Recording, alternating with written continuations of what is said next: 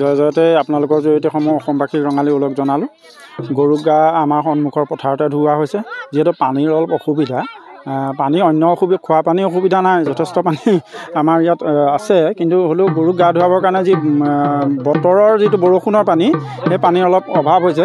গতিকে আমি বাল্টিঙেৰে পানী কঢ়িয়াই আনি গৰুক গা সন্মুখৰ পথাৰতে ধুওৱা হৈছে। আৰু আমাৰ চুবুৰীটো প্ৰায়খিনি মানুহে, চুবুৰী বুলি নহয় গাঁওখনৰ মজামজিকৈ প্ৰায় লোক ইয়াত সমবেত হৈছে।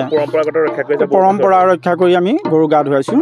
আৰু ইয়াত গাঁওবোৰতো নাইকিয়া হ'ল এই দৃশ্যসমূহ। দৃশ্যসমূহ অলপ কমিছে, কিন্তু আপোনালোকৰ মাধ্যমেদি প্ৰচাৰ যথেষ্ট বঢ়াৰ কাৰণে এতিয়া অলপ বৃদ্ধি পাইছে।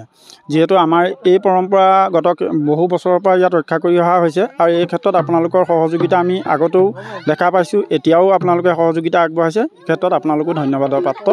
যিহেতু উঠি অহা প্ৰজন্মই আপোনালোকৰ জৰিয়তে এই পৰম্পৰা ৰক্ষা কৰিবলৈ যথেষ্ট আকৃষ্ট হ'ব। সকলো অসমবাসী ৰাইজক ৰঙালীৰ ওলগ জনালোঁ। আৰু লগতে এই মাহ হালধি সনাৰ যি পৰম্পৰা, সকলো পৰম্পৰা অটুট ৰাখি সকলো গাঁৱৰ ৰাইজে এনেকৈ মিলি বিহুৰ গৰু বিহুৰ যি পৰম্পৰা সেয়া অটুট ৰখা হৈছে। আৰু নৱপ্ৰজন্মই যাতে এই পৰম্পৰাখিনি ধৰি ৰাখে তাৰ বাবে এয়া প্ৰয়াস কৰা হৈছে। হয় হয়, খুব ভাল লাগে। আৰু এই যে এটা ধুনীয়া পৰিৱেশত এনেকৈ গৰু সকলোকে আনি নোৱাই ধুৱাই বছৰটোলে গৰু গাইবিলাক যে সকলোৰে বৃদ্ধি হওক তাৰ প্ৰয়াস কৰা হৈছে। আৰু লগতে সকলোলৈকে ৰঙালী শুভেচ্ছা জনাইছোঁ। সিমানেই আৰু, ধন্যবাদ। আমাৰ এনেকৈ পৰম্পৰা সদায় ৰক্ষা কৰি আহিছে, আমাৰ আগৰ বক্তাই কৰিছে আপোনালোকক।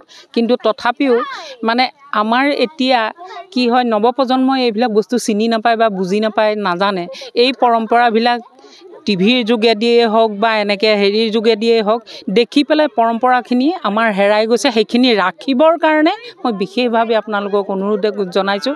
আৰু সকলো ল'ৰা ছোৱালীক এই উৎসাহ দিবৰ কাৰণে আমি সদায় ওলাই আহিছোঁ। তেনেকৈ হুঁচৰি হেৰাই গৈছে, হুঁচৰিও আজি ইয়াৰ পৰা আমি আৰম্ভ কৰিছোঁ। সৰু সৰু ল'ৰা ছোৱালীৰ দ্বাৰাই ওলাই যাওঁ।